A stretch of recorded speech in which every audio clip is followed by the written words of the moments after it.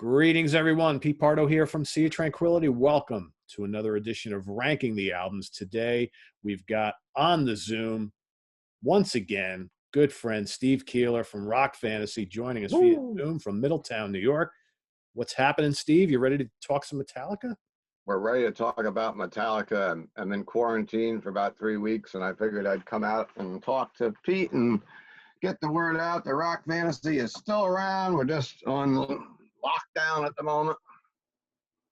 And Metallica. Let's talk about Metallica. You want to go first? So how we're gonna work this is, they've got roughly 10, you could say 11, you could say 12 studio releases. All right, so I'm gonna count the Lulu in mine. We were talking about the Garage Days revisit, counting that as well. So we're going to rank them in the order that we prefer them from least favorite to favorite. Steve and I were chit-chatting before we went live here. And, we both really love that 80s output because that band was just fresh and new and exciting. And we were, all metalheads at that time. They became the Metal Kings from those albums. Yeah, exactly. Yeah. And, but, a lot of questionable stuff in the years since. And yeah. So we're going to kind of get into that. So I guess I could start with the bottom. And again, there's a couple of these I don't own because there's really no reason for me to. Agreed. For me, that album they did with Lou Reed, Lulu, is definitely the worst thing they've ever done, in my opinion. In fact, I even went this morning. I heard that when it came out. I never bought it, but I listened to it.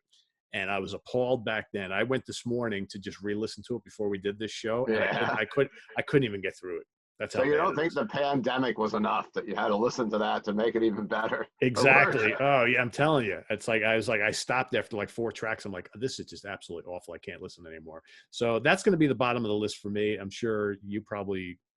It's. I don't think it even made my list, but I mean, I would, if I had a gun to my head, I would rather listen to Reload or Saint Anger than that. I absolutely agree with you. On my list either. I absolutely agree with you that I would listen to any of those any day over the Madly in Anger with You. Yeah. I don't know. So what made the bottom of your list? The bottom of my list is probably Saint Anger, or maybe a tie with Reload. I mean, I don't have either one of those records. I probably hardly listened to any of it. I mean, Reload was definitely like RRV rock, where they decided where with Load and Reload, they kind of wanted to be like I don't want to say they wanted to be like Nickelback, but it was that style of music. Yeah, it's kind of radio rock, very accessible, Godsmack style. Godsmack came a little after that, but it was that style. Yeah. Like I was in Florida a lot in those years, and you would hear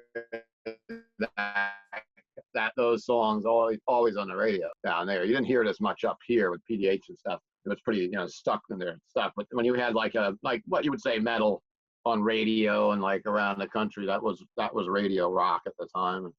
Yep. They cashed in for it, So I guess I guess it would be Reload, and and Saint Anger would be like whatever 10, but I don't listen to either one of them.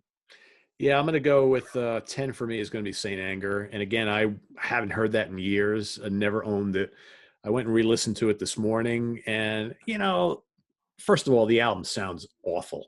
I mean, I don't know what they were thinking with the way they recorded. I mean, the drums are just ruin the experience for me. There's a couple of songs in revisiting it all these years later, and I thought that Frantic song is okay. Dirty Window and Invisible Kid. I mean, they're not absolutely awful, but I think the album in general is just not very good, and it just sounds terrible. Yep. So, what do you got next? I guess number 9 is going to be one that I would never listen to. I probably couldn't tell you a song off it in my head. You could probably tell. Load, which is another one I won't listen to. Yeah. But, if you're doing a top 10 Metallica albums, we have to fill them in. And I really, I'm passionate about the early stuff, but I really lost them after the Black Album completely. I mean, I could say I listened to the Black Album when it came out, but after that, it's been really tough to listen to them. I mean, Hardwired, they're back into form sort of with that, but Load will be number 9 as far as I can Like Yeah. I already discussed it. It's radio rock. It was on there. There's some catchy tunes on there. I'm sure. Isn't that "Give Me Fuel, Give Me Fire"? Yep. Yep. I guess that one I know because it's in the Metallica pinball machine, There and you I think go. they play it on NASCAR too. Don't they? Yep. Yep. That's a NASCAR song. It's like "I Can't Drive 55." Any Motorhead shows, or motor show or racing kind of show is going to be there. Hey, I got a special guest. Come over here.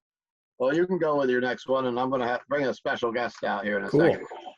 All right. My next one's going to be Special Reload. guest is acting up right now for some reason. Doesn't want to come on camera. Oh, well.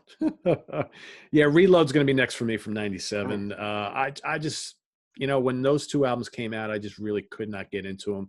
Looking back on them, hey, there we go. Special guest. The new puppy. Daisy. Daisy. What's up, Daisy Daisy? Mae Groot. All right. What's Got a up, little Daisy? Marvel involved with that. All right, go ahead. I'm interrupting you. But I agree with you. I think the Load and Reload albums are kind of like Metallica trying to do like that late 90s kind of like hard rock, new metal type of thing. I think they were trying to doing some like the a little bit of stoner vibes going on, but it just really didn't work too much for me.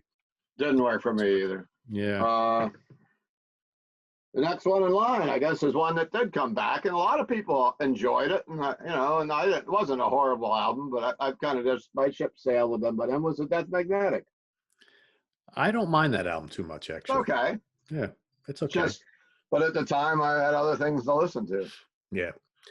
I had a hard time when I was putting together this list at this point in the list, because it's like I honestly haven't gotten into the Black Album in a long time, and I really got tired of that album, and it's probably been at least 15-20 years since I've listened to it with any frequency. And these days, if you were to put that up against Hardwired and Death Magnetic, I think I listen to those two newer ones more than I would the Black Album. So I put number 7. I put the Black Album at number 7. Okay. And I was really into it at the time, but now it's like, for me, that album has not aged well at all.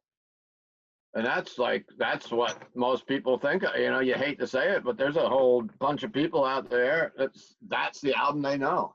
I know. How many people thought that was the first Metallica album? That was going on for all. You remember that? Yeah, a lot of people. Yeah, well, because they're younger than us, and maybe they didn't jump on the Metallica, bandwagon in the early mid '80s, and so to them, because let's face it, I mean, Metallica became a radio band with that album. Oh yeah.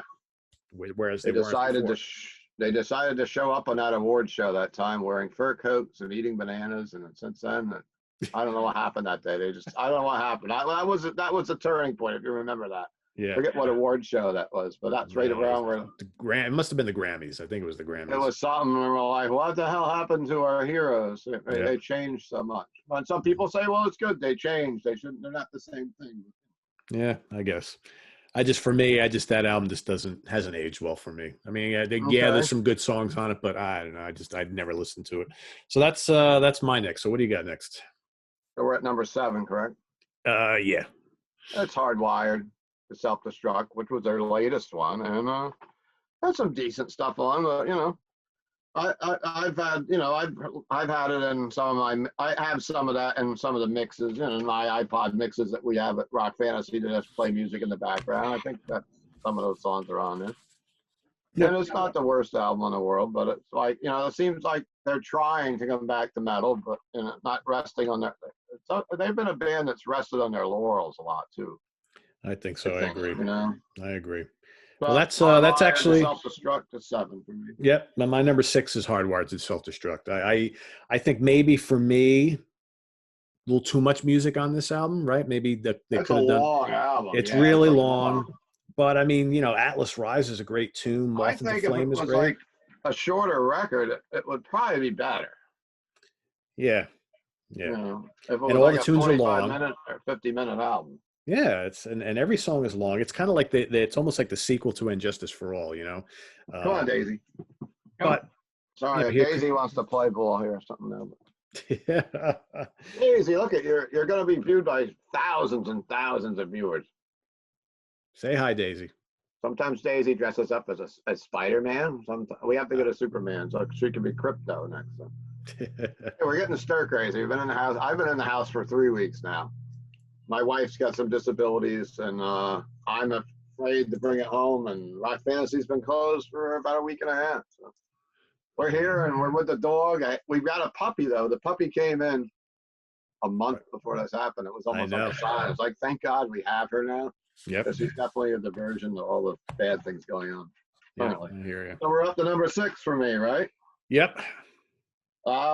This probably sold better than any album they had, and we've discussed it. The Black Album, Enter Sandman, everything else that went with it, and I listened to it when it came out, and I mean, it was a strong album. I thought as being a little more commercial than the rest, of course, but it sold well in my shop, and it was a classic. And I mean, I don't listen to it. Like I won't just pick up the album and put it on, but of course you hear the songs once in a while, and it put them on the map. I think there's a household name. Maybe maybe Master Puppets did already, but this brought them into the mainstream. Big time. Yep. Yeah. Big time. I could still, I guess Sad But True is actually, I could still listen to that. Of Wolf and Man is a good tune too. It's not a horrible record for sure. No. I mean, when to reload, and then we started clutching at the straws. Yeah. All right, number 5 for me, I'm going to go with Death Magnetic from 2008. Okay. I didn't mind this record. I thought this was pretty good. And I agree with you to an extent that I think that maybe a little forced, like they were trying really hard to kind of come back to. Like, you guys got to play metal again now. To go home and play metal. And yeah, I heard crazy stories that Rick Rubin told them to go listen to what they listened to in the 80s. And, because I mean, they're all millionaires, and maybe they're just not into metal. Like some people who just grow out of it. And how many friends do you know have grown out of it? Yeah. Like, I don't listen to metal anymore. I listen to that. I gave my records away and all. So I think that almost went through Metallica a little bit. It probably did. I could swear that I read interviews with them over the years that said they really don't listen to the thrash or any of that kind of stuff anymore. So, well, no, that was when they do those Orion Fest, and I watched the press conference, and they were like, "Guy was like, you're the biggest, you had the most power, and like you could have this biggest metal festival in the world." And Lars answers back, "We want to be. I think we're going to be the only metal band there." And they just then they put like Arctic Monkeys and all the stuff that they listened to. They were trying to get this like alternative fest with them headlining, and then they did add metal bands, but they lost so much money on those festivals. Yeah, didn't work. So we're up to what number now? All right, so number 4 for you, right? Or number 5 for you? I forget. 5 for me it is, yeah. Yep. At number 5, I come in with Justice for All. Great album. I don't really listen to that one much anymore either. I mean, there's some stuff that I've listened to on that, but that's my number 5 right now. Classic record. And I think I saw that tour. Was that the tour that played the Fairgrounds in '89? I think it was, right? Yeah. Orange County Fair Speedway. The first time they were through that was the Justice tour, I think. Yep. That was also, they also did the Monsters of Rock tour also for that album. And the other time they played the Fairgrounds was off the Black album, wasn't it? Yep. '94. Yeah. Yep. So that's actually my number 4, and Justice for All. We tied. So I dig this album. I was 5. Wait a minute, yeah, I'm one ahead of you. You're one ahead of me somehow. Yep. I messed up, did I? So, some great songs on here. I was really into this. I like the heaviness and the epicness of this album. It's kind of a progressive album for them. Mm-hmm. Harvester of Sorrow, Man Short of Straw. Yeah. One is a great song. Yeah. The title track is great. Everything is long on here. It's To Live Is to Die. Good stuff. With or without Jason Newsted's bass, right? Nobody can hear him on here, but I dig it. I think it's a pretty epic sounding album. It's really heavy. I don't know. I always liked it. So, how did we get out of the order here? I'm messing up. I guess because I went first. I normally let my guests go first. I don't know. Well, that's all right. We'll figure it out. So I'm up to number 4 now, right? Or are you going to? Yep, you're up to number 4. 4, I'm doing the EP 598 Garage Days Revisited. That one would be the one I would listen to 4th in line, so I'm going to go with that one. I mean, it's not a full album, but wow, we sold tons of that when that came out back in the day. That was a big selling record in rock fantasy. And of course, they were very powerful still when that came out. Yeah. I mean, right up through Justice and Black. After that, it kind of changed, but some pretty inspired covers on there, I will say. Oh yeah. Yep. Yep. All right, so I guess now we're up to number 3 for me. I'm going to go with their debut, Kill 'Em All. Oh, I number mean, three. We're a not lot gonna of do. energy. We're not gonna tie tonight. No, we're not going to tie today. A lot of energy, some great songs. For me, probably the best lead guitar work from Kirk Hammett on any Metallica album. I think Hmm. he was just exploding all over this, and I don't know kind of what happened on subsequent albums, but That's a great album. it is. I mean, Four Horsemen, Jump into Mo- Fire, Whiplash, Metal Militia, Seek and Destroy. I mean, Hit the Lights is great. One classic after another on here. And yeah, I know that Dave Mustaine had a hand in writing and arranging a lot of these songs, but maybe that's another reason why it's so good. But just That's a probably why great, it's a good one. yeah, and it's different from all their other albums. I mean, even like Ride the Lightning is different from this. There's just like So there's a much. It's so energy. aggressive. Yeah, it's Yeah. just it bursts through the speakers. So that's my number 3. What do you got, Steve? Number. Number three for me is the Master of Puppets, pulling your strings. Yep. Master of Puppets, of course, like Battery, Trapped Under Ice, Damage Incorporated, Creeping Death. I mean, that could be number two also, but I saw that tour also. They warmed up for Ozzy Osbourne. I saw that at the Glens Falls Civic Center for the Ultimate Sin tour Yep. for Ozzy, I and saw that at the Meadowlands, and they blew Ozzy away. oh, I'm sure they did. Yeah. That's when Metallica was like, that was your dog in the fight at that show. You're like, we're going to see Metallica or Yeah. metal, and I remember leaving the Glens Falls Civic Center, which I don't know if you've been to Glens Falls. It's upstate New York, up in the Adirondacks, by Lake George. And leaving the show, I can remember my friends and I all walking out of the show, and here they are. There's Metallica walking behind the venue. And Cliff Burton walked right up to us. No photo because nobody had a camera or anything then, but he was like the cool one that walked over to us and was talking about, and we were probably talking to him about shows that we saw them when they played in Middletown and Port Jervis, and he was just a cool guy that night. That's my memory of that show. I still have the poster hanging up here in the house, actually. From that. Yeah, that's very cool. It's a great story. Great story. My number 2 is Master of Puppets. Yep. Title track, Welcome Home Sanitarium, Disposable Heroes, Leper Messiah, title track, Battery, Damage Inc., Orion. I listened to this constantly when this came out. I was like Oh yeah. such a fan. This is what, 86. I mean, Yeah. such a fan when this came out. And again, we just talked about seeing them live at the Meadowlands and blew Ozzy away. Everybody was there to see Metallica. And I think Yeah. that was probably the best opening act performance I've ever seen from any band. I don't know if I'll go They that were, far, but yeah, it was strong for sure. yeah, on fire. All right, you're number 2. I'm up to number two is the Ride the Lightning. Fight Fire with Fire, For Whom the Bell Tolls, and it was just it's a great album. And I don't know what else to say about it other than Metallica Ride the Lightning. It's their second album and kick ass. And it's a great one, and it's my number 1. It's my they're number number 1. one. Yeah, Yeah. I'm getting top billing here. Now the drum roll. What's Steve's number one? I guess what? I guess everybody figured it out. It's Kill 'Em All. It's no mystery, right?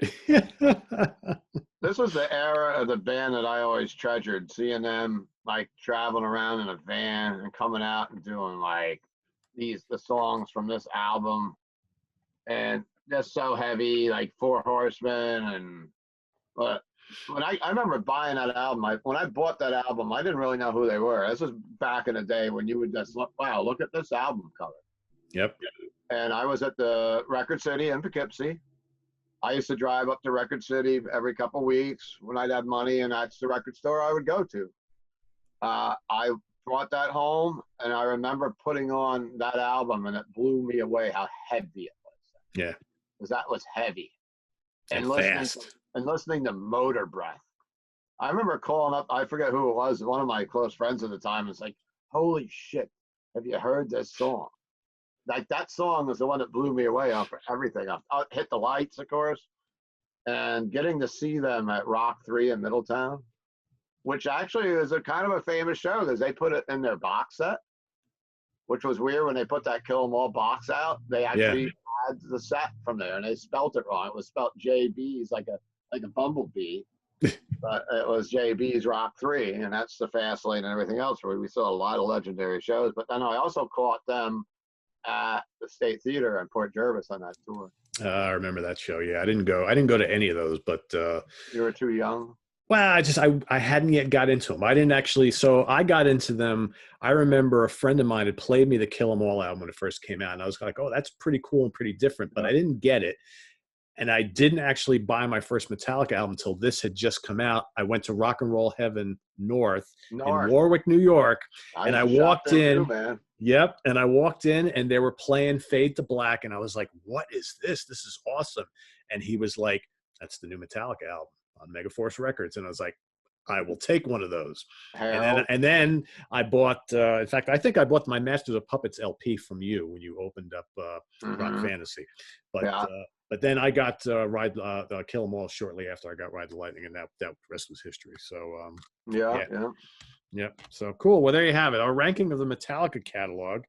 Some Metallica. legendary great albums, some not so great albums, a couple of stinkers, but I'm sure there's going to be people who are going to love, Saint Anger and the Load albums. And you know what? There Everybody. are people that like them. I mean, Metallica's got a tremendous fan base. I mean, they're still playing like stadiums, aren't they? Yeah. When Basically. they're out there, they're playing stadiums. And I guess, as much as you love it or you hate it, and when people think heavy metal, they think Metallica. Yeah. Yeah. Someone that's not in the genre, like, oh, metal, oh, you listen to Metallica. Maybe the second word they come out is like Slipknot. I don't know how many shows I've been waiting in line in New York City, and like people walk by, oh, Slipknot must be playing. So, this weekend, maybe we'll do hey, do you want to, yeah, we'll just wrap up the Metallica, and I'll talk to you about when we take a break here. Sounds good. All right. So, guys, thanks for joining us.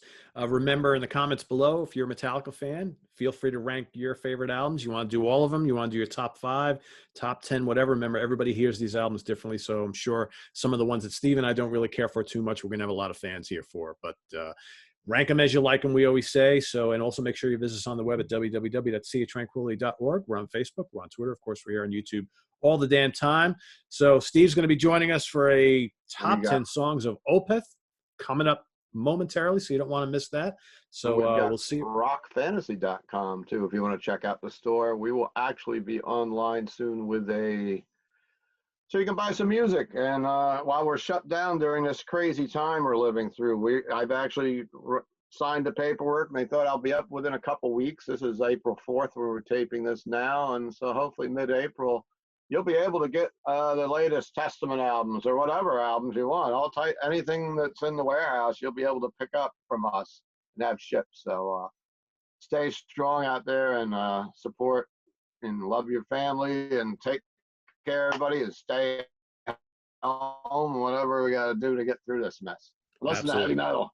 That's right. Good word, Steve. Thank you so much. So everybody take care. We'll see you real soon with some Opeth. And for Steve Keeler, I'm Pete Pardo. See you real soon. Bye-bye.